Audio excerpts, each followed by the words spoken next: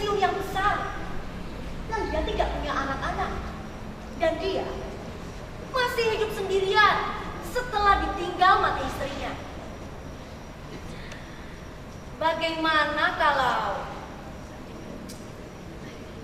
dia nikahkan dengan Nirwana, ya kan? Dia sudah dewasa. Dan dia bisa jadi istri yang penurut. Terlalu banyak resikonya bagi Nirwana kalau dia lama tidak menikah.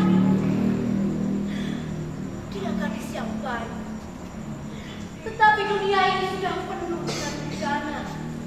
Aku setuju denganmu. Tetapi mamaku terlalu tua bagi dia. Siapa bilang dia tua? Dia baru saja pensiun tahun ini. Dan Nirwana tidak terlalu muda. Gadis-gadis usia dia sudah menikah bertahun-tahun yang lalu. Bahkan sudah punya anak. Seorang yang tua, tetapi yang dapat dipercaya, lebih baik daripada seorang muda yang merendahkan atau memukulnya. Kamu tahu kan bagaimana anak muda zaman sekarang?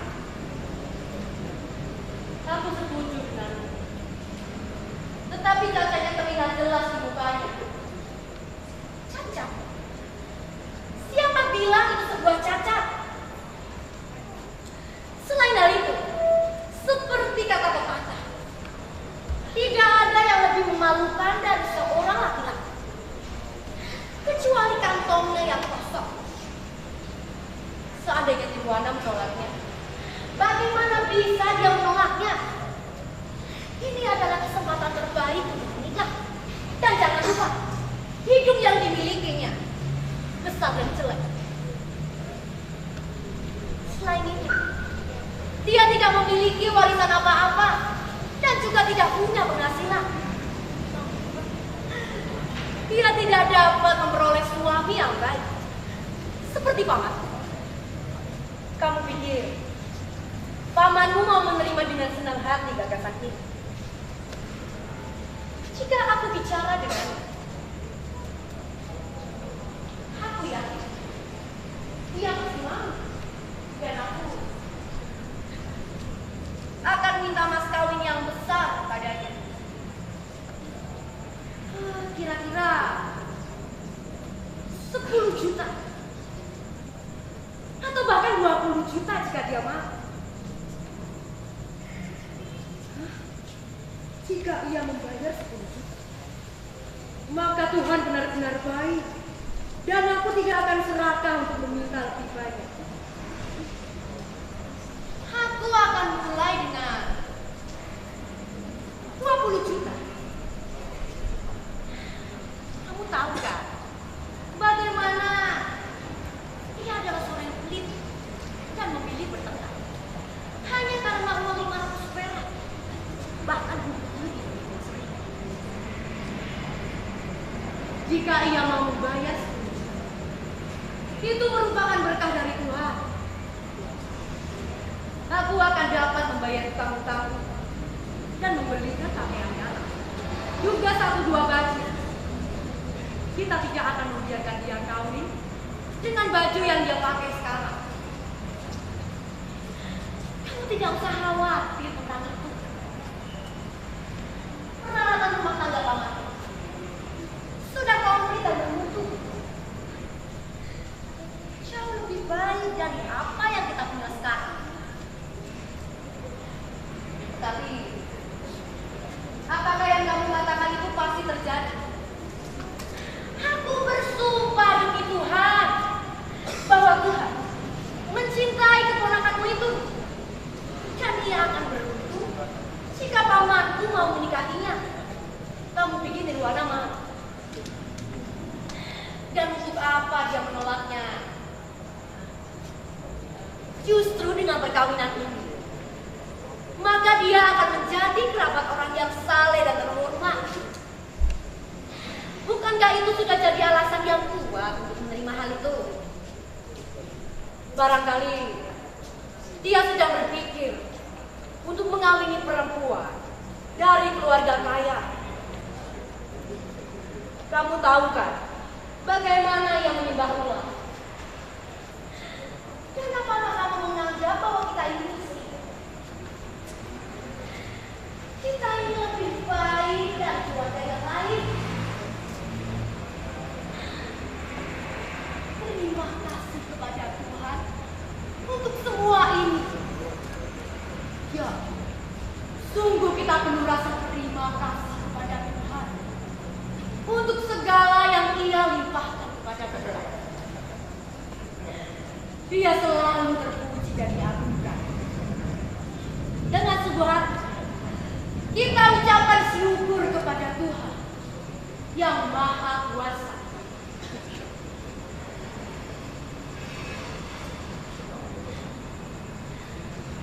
Sayang, tidak, Bapak yang tidak. Tidak sayang. Jadi Nabi tidak. Ini hawa nafsu. Kau perempuan. Kau nafsu apa? Dan apa Nabi?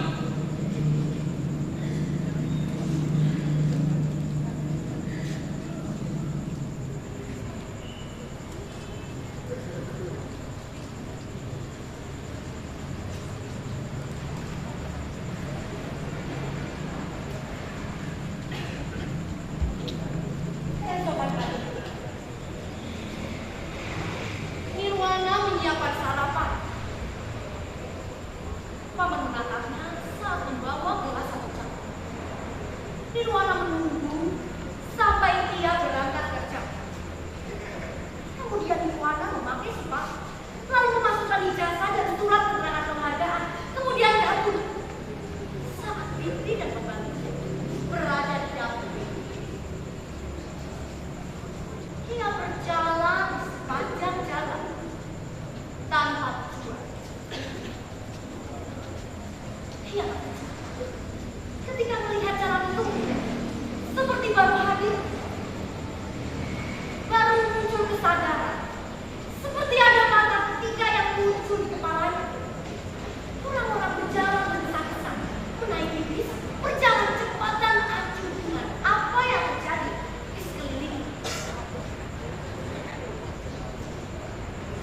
Rasa heran menguasai. Setelah menyadari bahwa ia adalah bagian dari mereka. Awalnya suatu perasaan yang menggembirakan,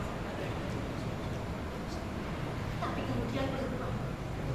Seperti bayi yang baru dilahirkan dan memandang dunia untuk pertama kali, berteriak-teriak dan menangis.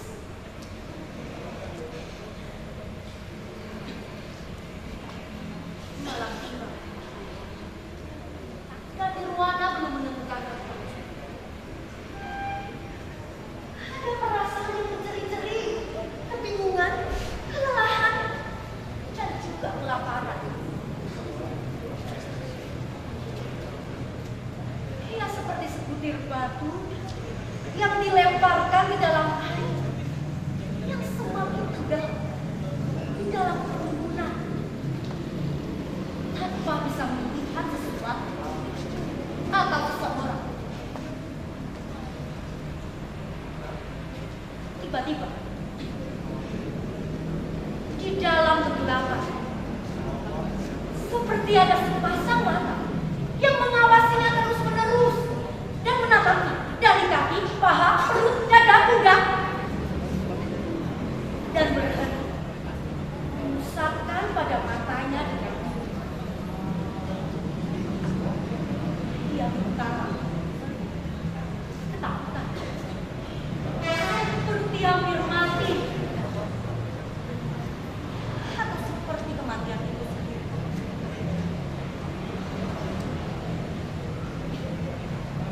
Ketakutan semakin menguasainya. Buah mata itu seperti menahannya. Ia bersembunyi di sebuah warung yang terang oleh cahaya lampu dan menunggu saat yang tepat untuk keluar. Nirwana lalu keluar, berlari di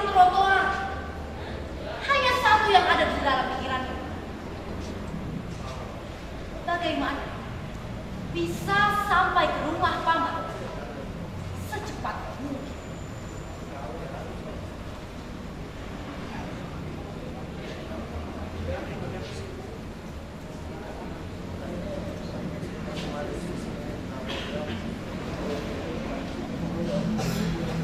Ia tak tahu lagi. Setelah sampai di rumah pamannya,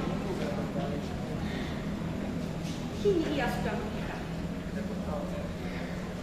Rencana perjodohannya tak lagi menakutkannya. Nirwana lebih takut dengan sesuatu yang mengerikan di luar sana. Suaminya seorang yang amat tua, usianya 60 tahun.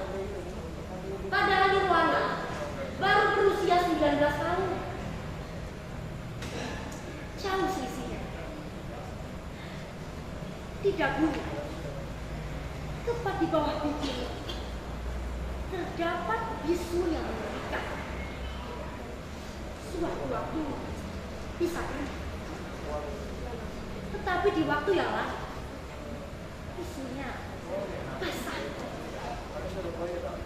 mengeluarkan cairan kental yang berwarna putih dan berbau.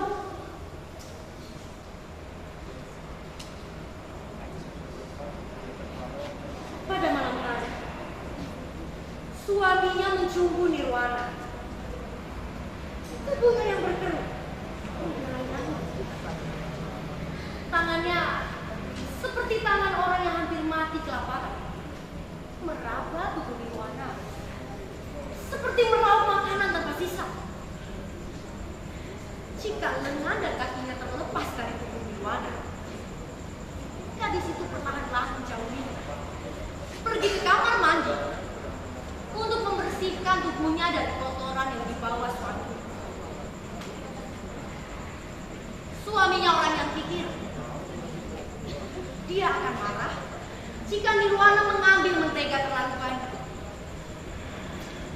Suatu hari, dia memukul Nirwana hanya karena dia menemukan sisa makanan di tempat sampah.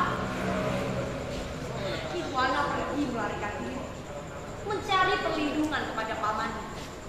Namun, bukannya melindungi Nirwana, paman malah membela suaminya. Kewajiban seorang perempuan adalah kepatuhan yang sempurna, katanya. Nirwana kemudian kembali ke rumah suaminya dengan ditemani paman. Saat sampai, dia makan sendirian dan diam saja. Hingga pagi pun, suaminya masih diam tanpa menawari Nirwana makan. Karena Nirwana sangat kelaparan, Nirwana mengambil makan. Tiba-tiba, suaminya berteriak. Dia menyerang dengan kata-kata. Apakah dia kembali ke rumah pamannya? Apakah pamannya tidak sanggup memberinya makan? Apakah dia bau busuk? Kenapa dia menjauhinya ketika ia mendekatinya, lalu memukulinya dengan tongkat yang berat hingga darah keluar dari hidung dan telinga Firdaus?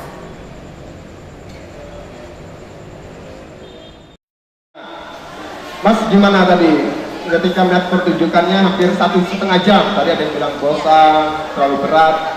Kalau Mas sendiri gimana, Mas? Menarik. Gimana, Mas? Dari Duduk aja dulu deh. Oh, ini Raiso, ratekan, Mas. Gimana, Mas? Menariknya dari mana? Bisa diceritakan dulu. Mungkin dari mengangkat tentang isu sosial ya dalam masyarakat itu, khususnya pelacur gitu. Mungkin itu sih. Sebelumnya udah pernah baca novelnya belum? Harus beli nanti. Iya, terus apa lagi, Mas? Ini apa lagi? Mungkin ada yang perlu ditambahkan atau mungkin dikurangin atau bagaimana, Mas? Menarik ya, karena tadi itu ada yang kemudian membosankan, terberat, kemudian sedangkan Mas sendiri tadi kemudian bilangnya sangat menarik. Ya, terus gimana? Apakah ada yang perlu ditambahkan atau yang kurangkan atau gimana, Mas? volume suaranya aja. Volume suaranya terlalu ini ya. Emosinya apakah dapat atau gimana? Penyajian artistiknya? Settingnya tadi Eh, kenapa biru merah gitu? Ya, saya nggak terlalu paham kalau itu. Maaf kalau salah berkata. Oke, terima kasih Mas, terima kasih Mas. Gimana pendapatnya? Menarik. Jadi kalau melihat ceritanya beberapa misalkan bagaimana melihat komunitas yang biasa ya rasanya politik hal yang itu biasanya itu bagaimana melawan dan mengkritik budaya masyarakat. Jadi perempuan yang harus turun ya yang turun hanya turun aja dan suami kaitnya. Saya kira bagus dan dari pemainnya juga bagus. Cuman saya tadi sedikit masalah acting kayaknya kurang lambat. Terima kasih Mas. Halo, saya dari Fakultas Hukum. Ya, perkenalkan dulu saya Bisma dari Surabaya. Kalau pesan-kesan dari yang kita lihat tadi sebenarnya sudah bagus, cuman perlu ada beberapa lagi yang perlu ditingkatkan. Nah, untuk kedepannya katanya kan dengar-dengar ada lagi nanti bulan berikutnya untuk menebus kesalahannya. Jadi kalau menurut saya pribadi yang perlu ditingkatkan itu adalah mungkin emosinya perlu diperdalam lagi. Terus mungkin karena apalagi Lilin itu sering menampilkan penampilan yang lumayan panjang, jadi sepertinya harus ada balutan dari teman-teman produksi bagaimana membuat agar penontonnya tidak begitu bosan sampai ada yang pulang. Buat saya sendiri ya tentang pertunjukan tadi udah lumayan cukup bagus, ya pasti ada lah jeleknya juga pasti ada, tapi lebih banyak kan bagusnya. Semangat aja buat teater Lilin.